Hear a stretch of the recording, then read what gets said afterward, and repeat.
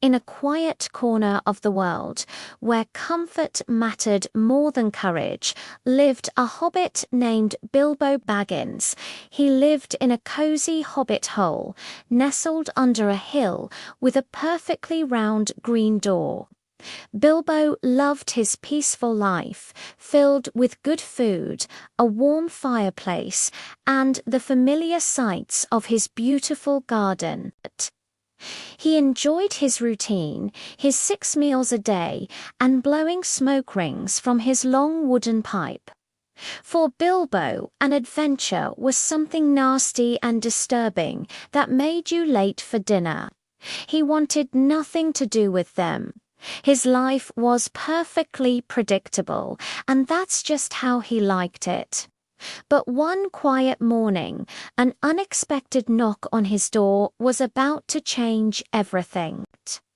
Standing there was a tall, imposing figure with a long grey beard and a pointed blue hat.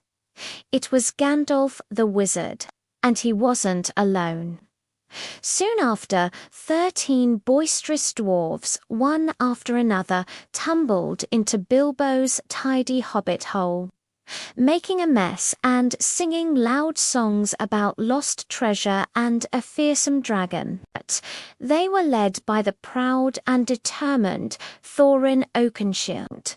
They spoke of a journey to reclaim their long-lost home, the Lonely Mountain, and the vast treasure stolen from them by a terrible dragon named Smaug. And to Bilbo's horror, Gandalf had recommended him as their expert burglar. Bilbo was terrified. He was a Baggins of Bag End, not some treasure hunter.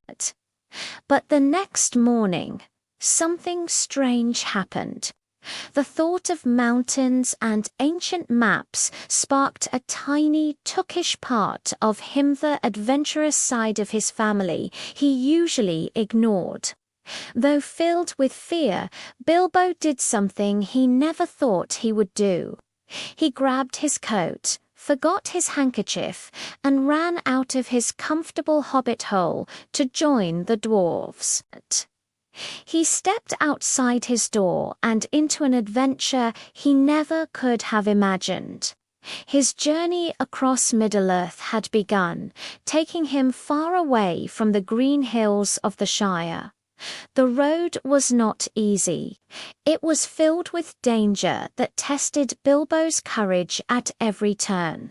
The company was nearly eaten by 3 dim-witted mountain trolls who argued until the sun came up and turned them to stone. But they were captured by goblins deep within the misty mountains and had to fight their way out of dark, treacherous caves.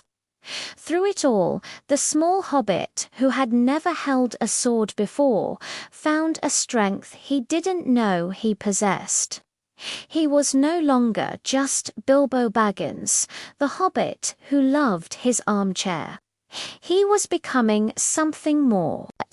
Alone and lost in the deepest, darkest part of the goblin tunnels, Bilbo met a strange, slimy creature named Gollum, living on a cold island in an underground lake. Gollum was obsessed with a precious golden ring. To escape, Bilbo challenged him to a game of riddles. It was a tense and dangerous game, but Bilbo won. As he slipped away, his hand brushed against something cold and smooth on the tunnel floor. It was the ring.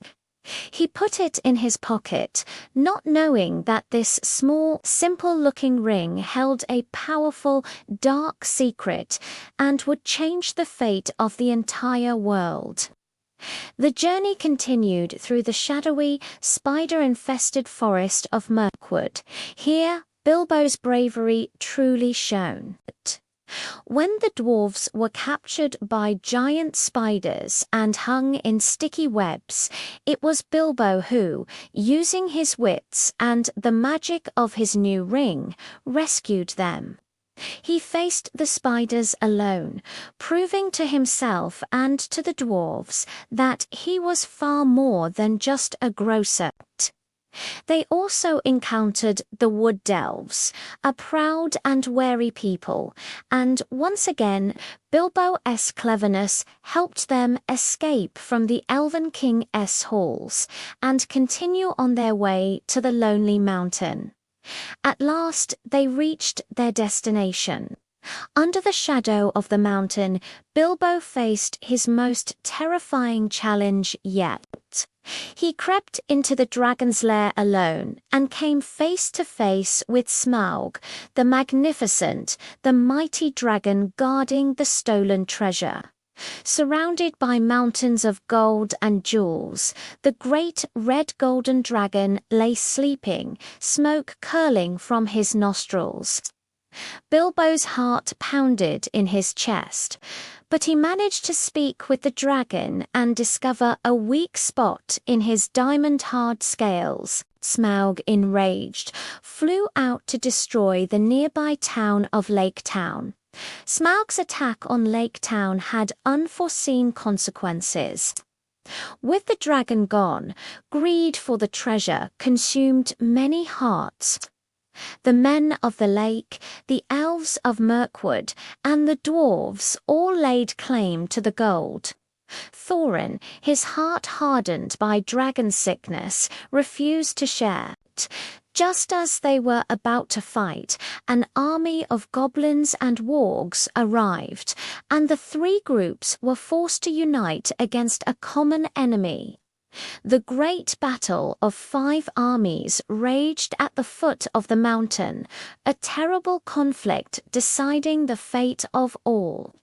In the heat of the battle, Thorin Oakenshield fought heroically, but he was gravely wounded. As he lay dying, he finally saw his folly. He apologized to Bilbo, realizing too late that friendship, loyalty, and a cheerful home were worth more than all the gold in the mountain. It was a sad farewell, a bitter end to a long quest. Thorin had reclaimed his home, but at a terrible cost. The treasure was divided, and peace was restored, but the losses were deeply felt. Bilbo finally returned home to the Shire. His journey was over. He walked back through his little round green door and found his cozy hobbit hole just as he left it, though he himself was not the same.